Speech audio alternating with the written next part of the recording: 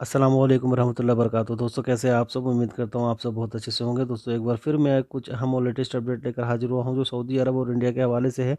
तो काफ़ी informative video है दोस्तों। तो आप पूरी खबर को जानने के लिए वीडियो के आखिर तक हमारे साथ बने रहें। और अगर अभी तक आपने हमारे चैनल को सब्सक्राइब नहीं किया तो प्लीज़ आप हमारे चैनल को सब्सक्राइब करें, आप हमें सपोर्ट करें। और खबर पे आगे बढ़ते हुए मैं आप लोगों को बता दूं कि आज 8 जनवरी 2022 में सऊदी अरब में जो कोरोना के केसेस आए हैं वो 3068 और जो न्यू रिकवर केस हुआ है 793 793।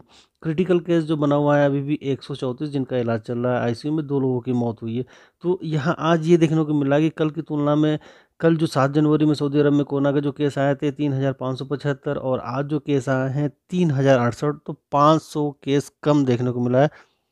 आज जो केस आए हैं वो 500 की कमी है, कम है 500 केस। और सऊदी अरब के में अभी तक जो हम बात करें कि एक्टिव केस जो कोरोना के हैं वो 20,630।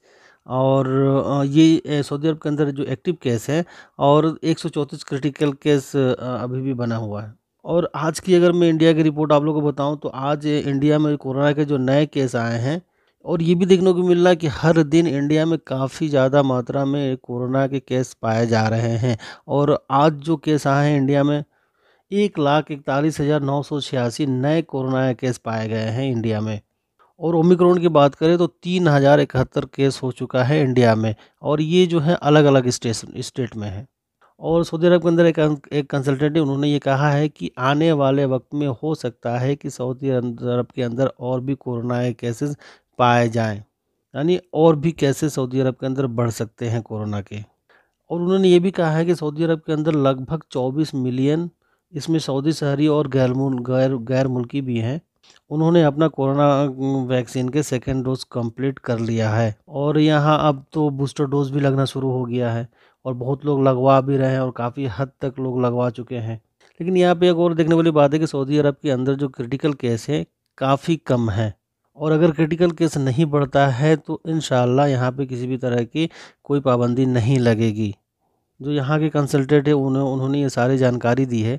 और एक बात और बता दूं कि लगभग एक हफ्ते के अंदर 13,709 लोगों को गिरफ्तार किया गया है। यहाँ पे कहा गया है कि दाखिला की तरफ से ट्वीट करके बताया गया है कि within a week 13,709 violators of the residency work and border security regulations we are arrested. 3,709 लोगों को गिरफ्तार किया गया है जो गैर मुल्की हैं, जो रेसिडेंसी वर्क और बॉर्डर सिक्योरिटी का उल्लंघन कर रहे थे। और ये जितने लोग भी गिरफ्तार किए जाते हैं तो इनको गिरफ्तार करके इनको यहाँ से डिपोर्ट कर दिया जाता है। और जब एक बार आपको यहाँ से डिपोर्ट कर दिया गया तो फिर आप कभी भी वर्क वीजे पे सऊदी अरब के अंदर नहीं आ सकते हैं। तो मैं उन तमामी लोगों से कहता हूँ और हर हफ्ते में इस तरह की खबर देता हूँ आप लोगों को कि अगर आप किसी भी तरह से आप इनलीगल हैं यहाँ पे तो आप अपना नॉर्मल एग्ज़िट वीज़ा लगवा के यहाँ से चले जाएँ, अपना पेपर सही करवा लें और अपना नॉर्मल एग्ज़िट वीज़ा लगवा के चले जाएँ आप, या फिर अपने इंडियन एम्बेसी से संपर्क करें, उनसे कांटेक्ट करें। तो कोशिश करें कि यहाँ से आप नॉर्मल एग्ज़िट वीज़ा लगवा कर चले जाएँ। अगर दोबारा सऊदी अरब में आप काम करने आना चाहते हैं तो। नहीं तो आप अगर पकड़े गए आपको डिपोर्ट कर दिया जाएगा और डिपोर्ट कर दिया जाएगा तो फिर आप कभी भी वर्क वीज़ा पे सऊदी अरब के अंदर नहीं आ सकते, सिर्फ हज और उम्रा करने के लिए ही आ सकते हैं। और दोस्तों मिनिस्ट्री ऑफ हेल्थ की तरफ से भी एक अहम जानकारी आई और बताया गया है ओमिक्रॉन, ये जो नई वेरिएंट आया है कोरोना वायरस के, ओमिक्रॉन जिन लोगों को होता है और वो कौन से लोग हैं जिनको बहुत ज़्यादा प्रॉब्लम होता है और वो इन्फेक्टेड हो जाते हैं ओमिक्रॉन से। मिनिस्ट्री ऑफ हेल्थ के तर्जुमान है मोहम्मद डॉक्टर अल अब्दाली, उन्होंने कहा है ज़्यादा उन लोगों को प्रॉब्लम होती है जिन लोगों की इम्यूनिटी काफ़ी वीक हो, यानी उनकी इम्यूनिटी काफ़ी कमज़ोर हो। और जो लोग अपना वैक्सीन नहीं लगवाते हैं तो इम्यूनिटी जो आपकी स्ट्रॉन्ग नहीं होती है, कमज़ोर हो जाती है। और जब आपका इम्यूनिटी कमज़ोर होगा तो ज़ाहिर सी बात है आपको ज़्यादा प्रॉब्लम का सामना करना पड़ेगा। और इसीलिए कहा जा रहा है कि आप अपना वैक्सीन लगवा लें, क्योंकि जब आप वैक्सीन अपना लगवा लेते हैं तो आपका वैक्सीन आपकी इम्यूनिटी को काफ़ी मजबूत करता है। और इसके अलावा भी एक अहम बात ये बताई है, डॉक्टर अल आली ने ये कहा है कि कोरोना केस ये देखने को मिल रहा है कि पूरी दुनिया में बढ़ा रहा है और ज़्यादातर कोरोना के केस बढ़ ही रहा है। लेकिन जो मिनिस्ट्री ऑफ हेल्थ के तर्जुमान डॉक्टर मोहम्मद अल अब्दाली, उन्होंने ये कहा है कि कोरोना केसेस अगर ज़्यादा बढ़ रहे हैं तो ये कोई बहुत बड़ा मसला नहीं है।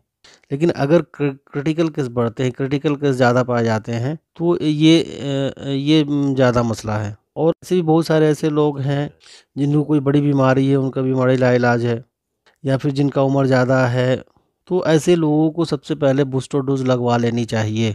क्योंकि बूस्टर डोज़ लगवा लेंगे तो उनकी इम्यूनिटी मज़बूत होगी, और अगर इम्यूनिटी मज़बूत होगी तो कोरोना खतरा बहुत कम होगा। तो इंशाल्लाह ये देखने को मिल रहा है कि अगर क्रिटिकल केस नहीं बढ़ रहा है सऊदी अरब के अंदर, तो किसी भी तरह कोई भी ऐसा पाबंदी नहीं लगाया जाएगा। और गैर मुल्कियों से रिलेटेड एक खबर आई है जो जिद्दा से आई है।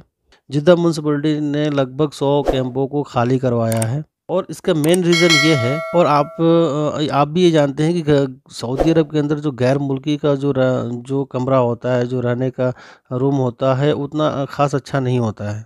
उतनी अच्छी फैसिलिटी भी उनको नहीं दी जाती है। बहुत सारे ऐसी कंपनी हैं जो गैर मुल्कियों को अच्छी फैसिलिटी देती हैं। तो यहाँ पे भी देखने को मिलता है कि एक रूम में 10 आदमी, 5 आदमी रखे जाते हैं। तो लगभग 100 कैंपों को जद्दा म्यूनसिपैलिटी ने खाली करवाया है, जहाँ पे गैर मुल्की रह रहे थे। तो इसका मेन रीज़न ये था कि कोरोना केसेस बढ़ रहे हैं, और एक रूम में बहुत सारे लोग को भी रखा गया था, और इसके अलावा ये भी था कि उन्हें किसी भी तरह का टेस्ट भी नहीं किया जा रहा है, सोशल डिस्टेंसिंग नहीं थी। तो इसको देखते हुए कैंपों को खाली करा दिया गया है। और दूसरी एक बात और बता दूं कि बहुत सारे ऐसे व्यूअर्स का सवाल था कि इंडिया से सऊदी अरब आने के लिए क्या इंडिया एयरपोर्ट पे कोरोना टेस्ट हो रहा है क्या? और ख़ास तौर पे दिल्ली एयरपोर्ट के बारे में लोग पूछ रहे हैं कि अगर वो दिल्ली एयरपोर्ट से सऊदी अरब का सफ़र करते हैं, क्यों ना कि आपके पास पीसीआर रिपोर्ट है और फिर आप अपन दिल्ली एयरपोर्ट आ रहे हैं। तो दोस्तों मैं आप लोगों को बता दूं कि बहुत सारे ऐसे भी लोग हैं जिनको ये जानकारी नहीं है। दिल्ली एयरपोर्ट पे ये चीज़ हो रहा है। जैसे ही आप एंट्री करते हैं तो वहाँ पे काउंटर बनाया गया है टेस्ट करने के लिए। तो जब यहाँ पे लोग पहुँचते हैं तो कहा जाता है कि टेस्ट कराना होगा बहुत, और जबकि लोग अपने साथ पीसीआर टेस्ट कर अपने यहाँ से करा कर लेकर लोग आते हैं, और आप अपने टेस्ट पे अब जहाँ भी आप रहते हैं वहाँ से आपने अपना टेस्ट करा लिया है आईसीएमआर लेबोरेटरी से, जो आईसीएमआर अप्रूव्ड लेबोरेटरी है, और वहाँ से आपने अपना टेस्ट करा लिया है, वो भी 72 घंटे का अंदर अंदर का होना चाहिए। और फिर जब आप एयरपोर्ट पे आ रहे हैं और वहाँ पे आपसे कहा जाता है कि टेस्ट कराना होगा, तो जब हम पहले ही से करवा लिए तो हमें दोबारा कराने की ज़रूरत ही नहीं है। आपने जो अपना टेस्ट करवा के आपके पास जो रिपोर्ट है, आप वो अपना रिपोर्ट उनको दिखा दें कि हम तो पहले से करवा के लाए हैं, और ये टेस्ट 72 घंटे की वैलिड है। तो फिर आपको वहाँ पे किसी भी तरह के टेस्ट कराने की ज़रूरत नहीं है। तो बहुत सारे ऐसे भी भाई हैं जिनको इसके बारे में जानकारी नहीं है, तो मैं आप तमाम लोग से गुजारिश करूँगा कि वीडियो को ज़्यादा से ज़्यादा शेयर कीजिएगा। हो सकता है कि आपका एक शेयर से किसी का 2-4 हज़ार रुपया बच जाए और उनको जानकारी हो जाए। दोस्तों ये थी एक अहम जानकारी जो मैं आप लोगों के बीच में शेयर की। उम्मीद करता हूँ कि आपको हमारी खबर ज़रूर पसंद आई होगी। और दोस्तों अभी तक आपने हमारे चैनल को सब्सक्राइब नहीं किया तो प्लीज़ आप हमारे चैनल को सब्सक्राइब कर लें। इंशाल्लाह मैं फिर किसी लेटेस्ट अपडेट के साथ किसी अगली वीडियो में मिलूँगा। तब तक के लिए अस्सलाम वालेकुम।